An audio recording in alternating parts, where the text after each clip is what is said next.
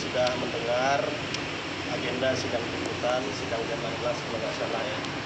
Agendanya ini tuntutan dari jaksa penuntut umum, di mana sudah sama kita lihat bagaimana dakwaan menurut beliau terbukti, fakta-fakta hukum juga terbukti. Setelah itu beliau juga menyatakan unsur-unsur semuanya terpenuhi, sehingga klien kami dituntut 1 tahun dan denda 50 juta. Kami cukup sayangkan, itu yang pertama, atas uraian dari jaksa penuntut umum, baik menguraikan dakwaan maupun menguraikan unsur-unsur pasal sesuai dengan fakta-fakta hukum yang ada di persidangan. Kita cukup kaget ya, beliau mengatakan terbukti, mengatakan semua fakta-fakta dan unsur hukum itu terpenuhi. Padahal sebagaimana yang kita lihat dalam persidangan, hal-hal yang tidak terbukti atas dakwaan dan unsur-unsur pasal itu cukup kuat, sebagaimana sering kita sampaikan dalam press release. Bagaimana untuk setiap orang, bagaimana dia itu sudah minta izin Oso, bagaimana antara harkat dan harkat dicuri, itu dua hal yang berbeda, bukan hal yang bersama dan daya bidangnya cukup kuat. Begitu juga dengan merek orang lain terdaftar, merek Oso yang sudah terdaftar sudah diberikan itu. Begitu juga dengan menyatakan harkat dicuri yang sama walaupun dia terdaftar, kita juga terdaftar harkat sesuai. Nah, kita cukup sayangkan dakwaan jaksa, namun kembali kepada jaksa, sepenuhnya menjadi haknya jaksa.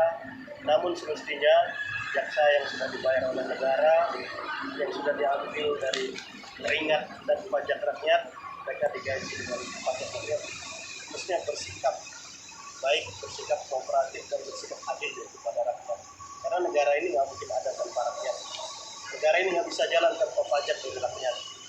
Sehingga mereka harus hati-hati, betul-betul mempertimbangkan tuntutan 1 tahun itu cukup menyiksa ya, buat pelaku UMKM, mati orang dibuat itu. Kalau tidak mati dia, mati usahanya ya, mati anak keluarganya, itu perlu dipertimbangkan. Nah, kita untuk hal ini cukup kecewa, cukup marah pada apa yang terjadi, dan kita akan melaporkan jaksa kepada Komisi Kejaksaan. Besok secara resmi akan kita laporkan secara resmi.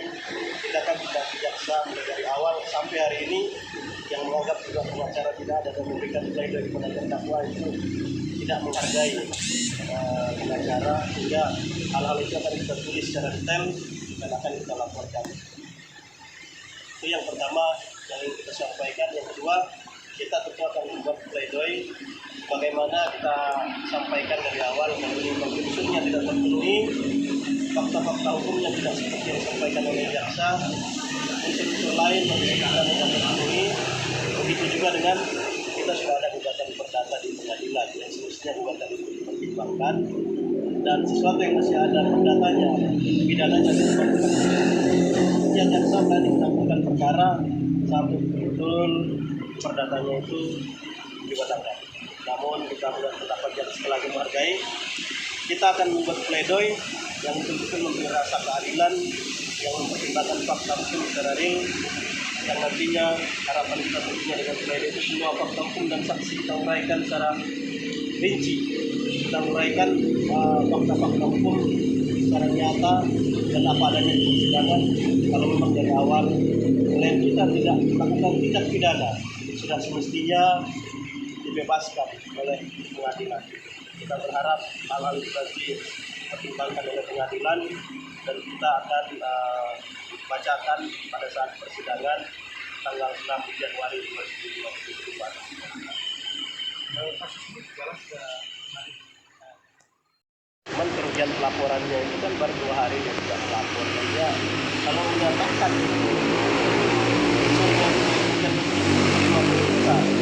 dasarnya apa? Dia baru selesai mereknya 2 hari, habis itu langsung dilaporkan. 2 hari pun secara fakta dia tidak jualan, dia hanya lewat online saja 1 orang. Nah, tidak mungkin mengambil juta itu dari mana ya?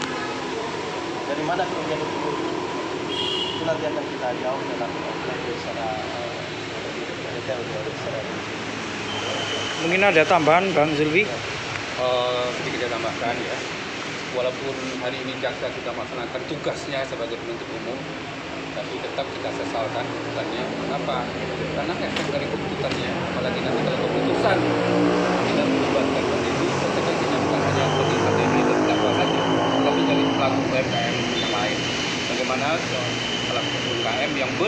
mendaftarkan mereknya terancam oleh siapa saja yang tanda kutip memanfaatkan celah hukum untuk melaporkan dengan mendaftarkan merek yang mirip terlebih dahulu. Dan sekali lagi hendak kita berharap pengadilan mempertimbangkan itu, bahwa efek dari keputusan ini itu, efek dari keputusan ini tidak hanya bagi terdakwa Pak Dedi, tapi juga para pelaku UMKM yang lain. Untuk notabene juga banyak yang belum mendapatkan mereknya karena berbagai hal. Dari Pengadilan Negeri Kota Pasuruan, sidang Harvest akan berlanjut lagi ke sidang yang ke-16, dan ini adalah sidang apa, Bang? Pembacaan 16 pembacaan tuntutan pembacaan dari jaksa. tuntutan dari jaksa. Harapannya Abang gimana? Ya, kalau kita melihat dari fakta-fakta yang sudah kita uraikan, melihat dari sejarah, kronologis, dan melihat dari fakta hukum yang ada, mestinya jaksa legowo ya, kalau ini bukan sebuah tindak pidana. Kalau kita jauh lebih dulu, kalau ini sudah digugat juga di pengadilan, dan ahli juga menyatakan bisa ditunda dulu kalau ada proses pidana. Namun kita lihat dari jaksa apakah tetap ingin melanjutkan tuntutannya, dituntut berapa itu haknya jaksa. Cuman jangan salah, kita juga punya hak untuk melaporkan jaksa. Jadi semua itu masing-masing punya hak, dan kita berharap mestinya kalau sudah ada pertimbangan dan fakta yang seperti ini, kita berharap ya jaksa meminimalkan tuntutan, atau ya bisa jadi seperti tuntutan yang lain untuk bebas misalnya. Namun kita berharap itu hanya harapan, semuanya berpulang kepada jaksa. Kita harap jaksa ya profesional, tidak ada tendensi dan tidak ada yang mengatur di belakang ini. Oke, kita akan lihat tuntutan jaksa sebentar lagi. Salam.